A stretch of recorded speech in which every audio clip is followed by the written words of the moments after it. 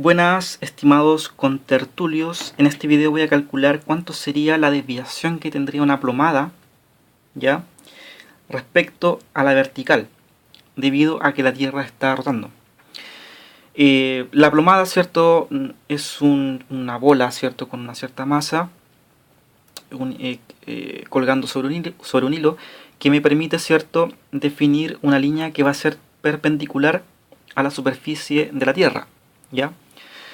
Pero si uno es riguroso, esa plomada no se va a colocar exactamente perpendicular a la superficie, sino que va a tener una cierta inclinación respecto a la vertical, debido a que la Tierra está rotando y por ende está generando una aceleración centrífuga, ¿ya? Entonces la aceleración centrífuga va a generar que la plomada no sea exactamente vertical, sino que va a tener una cierta inclinación, ¿ya? Entonces yo con este video lo que quiero hacer es calcular cuánto sería esa inclinación, qué tan pequeña es, porque obviamente va a ser pequeña, ya que la aceleración centrífuga es pequeña, ¿ya? Veamos. Aquí tengo dibujado a la Tierra con su eje, ¿cierto?, de polo norte a polo sur, el eje del Ecuador, y está girando en torno de oeste a este, ¿cierto?, la Tierra. Si yo tengo un punto acá, ya que es la plomada, que tiene masa m, esta plomada, ¿cierto?, está sometida con un hilo colgando que está anclado a un cierto techo, por así decirlo. Y si la Tierra no estuviera rotando, entonces la única aceleración que va a estar actuando va a ser la de la gravedad, y por ende la plomada se va a colocar radial y ya hacia el centro, ¿ya? Pero como existe la aceleración centrífuga, ya que la Tierra está rotando, entonces no solamente va a estar el vector aceleración de gravedad dirigido hacia el centro, sino que va a haber otro vector que va a ser la aceleración centrífuga, que va a estar actuando en esta dirección perpendicular al eje de giro y hacia afuera, por así decirlo, hacia la derecha, en este dibujo, ¿ya? Entonces el vector resultante va a ser la suma vectorial de este vector, que es la aceleración de gravedad, y este vector que es la aceleración centrífuga, y por tanto va a ser este vector, ¿ya? Entonces, si yo proyecto esta dirección hacia arriba, esta va a ser la dirección de la plomada, que obviamente está exagerado en el dibujo, que va a tener un cierto ángulo psi respecto a la vertical, y este ángulo es el que quiero calcular, ¿ya? Acá dibujé el vector aceleración centrífuga súper chiquitito, porque para enfatizar el hecho de que la magnitud de esta aceleración es insignificante en comparación con la aceleración de gravedad. La aceleración de gravedad, yo lo calculé en un video, es 290 veces mayor que la aceleración centrífuga. Y de hecho, si yo lo dibujara aquí de forma más exacta, este vector sería aún más chico, ¿ya? Pero da igual. Entonces, esta sería la dirección de la plomada, ¿ya? Y si tomo en cuenta que la plomada está colgando con una cuerda, con un hilo, entonces la tensión del hilo también va a estar actuando en esa dirección y va a ser en sentido hacia arriba, porque tiene que ser opuesto, obviamente, al peso efectivo de la plomada, que va a tener esta dirección ya hacia abajo, ¿ya? Entonces, la dirección de la plomada, ¿cierto?, va a tener un ángulo psi respecto a la vertical, que es el ángulo que quiero calcular, y a su vez esta dirección va a tener un ángulo lambda respecto a un eje horizontal, ¿ya? Porque si esta línea es horizontal a esa, entonces el ángulo lambda de la latitud se repite acá, ¿ya? ¿Por qué me interesa este ángulo también? Porque obviamente esto va a depender de la latitud, y porque la componente de la tensión que va a estar actuando en el eje X o en el eje Y tiene que estar involucrada también con la latitud, ya, porque me voy a definir un eje X que va a ser paralelo al ecuador y un eje Y que va a ser perpendicular a este eje, para hacer una suma de fuerzas, que es lo que me va a permitir calcular este ángulo psi, ¿ya? Entonces aplico la segunda ley de Newton en el eje X y en el eje Y, y así voy a poder obtener este ángulo.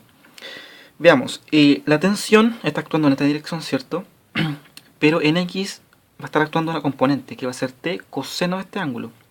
T coseno de psi más lambda, positivo en ese sentido, menos la componente del peso en X, que sería menos mg, por el coseno de este ángulo, que va a ser coseno de lambda. esta va a ser entonces la fuerza neta en la dirección X, y eso tiene que ser igual a la masa por la aceleración, ¿cierto? Lo que nos dice la segunda ley de Newton. ¿Cuál sería la aceleración? Sería la aceleración centrípeta, ¿ya? Como la segunda ley de Newton yo la puedo aplicar solamente en marco de referencias inerciales, entonces la aceleración real va a ser la centrípeta y tiene la misma dirección que la centrífuga, pero en sentido hacia acá, ¿ya? Y su magnitud va a ser la velocidad angular al cuadrado de la Tierra por esta distancia, ya que va a ser el radio por el coseno de lambda. Y le pongo menos porque está actuando en un sentido negativo respecto a mi eje X positivo, ¿ya? Entonces esta sería la sumatoria de fuerzas en X. Hago lo mismo para la dirección Y. Acá la componente de la tensión que va a estar actuando va a ser T por el seno positivo hacia arriba, menos la componente del peso en Y, que va a ser menos mg por el seno de lambda, que actúa hacia abajo, y tiene que ser igual a 0 porque acá en este caso no hay una aceleración en el eje Y, ¿ya? Entonces, si tengo estas dos ecuaciones, puedo, por ejemplo, dividir esta ecuación a esta ecuación para que se me simplifique el t, que no me interesa, a mí no me interesa calcular la tensión. Si divido esto sobre esto, me quedaría tangente de este ángulo igual a esto. Puedo simplificar las masas, puedo dividir por g arriba y abajo, me queda eso, saco factor común coseno de lambda, factor de eso, seno sobre coseno es tangente, entonces puedo decir que tangente de psi más lambda es igual a tangente de lambda sobre 1 menos alfa, donde alfa me lo defino como esta cantidad, como la velocidad angular de la Tierra al cuadrado por el radio dividido g.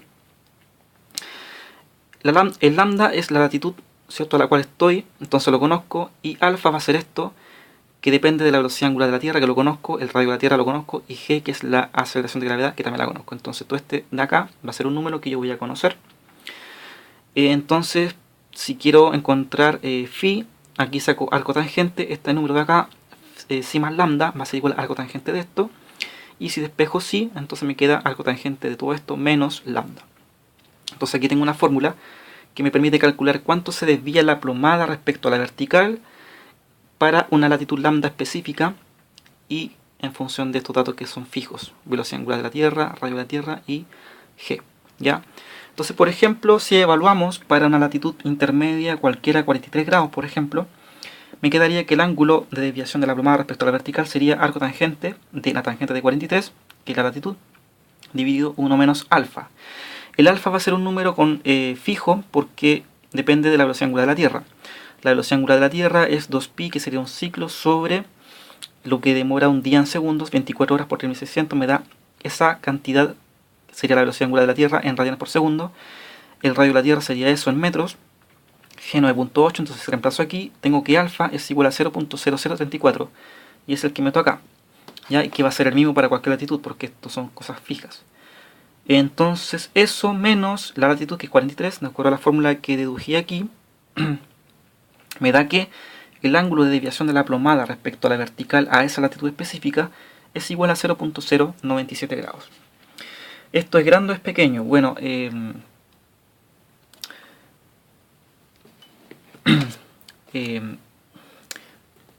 0.097 grados.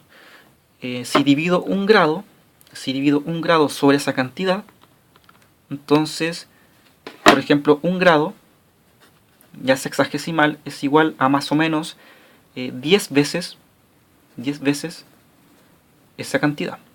O dicho de otra forma, esto es la décima parte de un grado. Esa sería la desviación que tendría la plomada respecto a la vertical, y obviamente es una cantidad súper pequeña que tú no vas a notar. O sea, tú prácticamente lo que vas a ver es que la plomada efectivamente va a estar perpendicular a la Tierra, así que no va a haber error por no considerar la rotación de la Tierra, ¿ya? Entonces este sería el ángulo de desviación de la plomada respecto a la vertical para esa latitud específica.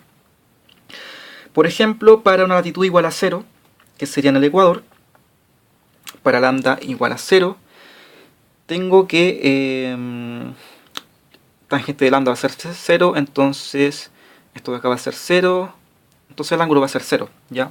Para un punto en el ecuador la desviación va a ser 0, o sea que la plomada va a estar exactamente igual a la dirección perpendicular a la superficie de la Tierra, ¿ya? La única diferencia es que la plomada va a pesar menos, ¿ya? Pero la dirección va a ser la misma. En el polo, la latitud va a ser 90 grados. Tangente de 90 es seno de 90 va a ser 1, coseno de 0 infinito. Bueno, acá a latitud 90 no va a haber aceleración centrífuga porque la distancia al eje de giro es 0, por tanto no tiene sentido. Entonces ahí la plomada también va a coincidir con la dirección de la gravedad, no va a haber desfase.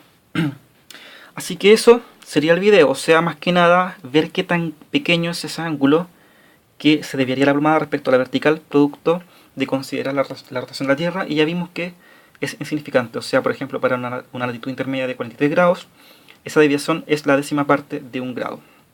Así que no lo notarías así tan fácil, ¿ya? En un próximo video voy a deducir analíticamente cuál sería la forma de la Tierra considerando la rotación. Y voy a llegar obviamente a que es una forma elipsoide con un achatamiento. Y voy a comparar matemáticamente acaso ese achatamiento es consistente con lo que se mide experimentalmente. Así que eso es todo. Gracias por ver el video.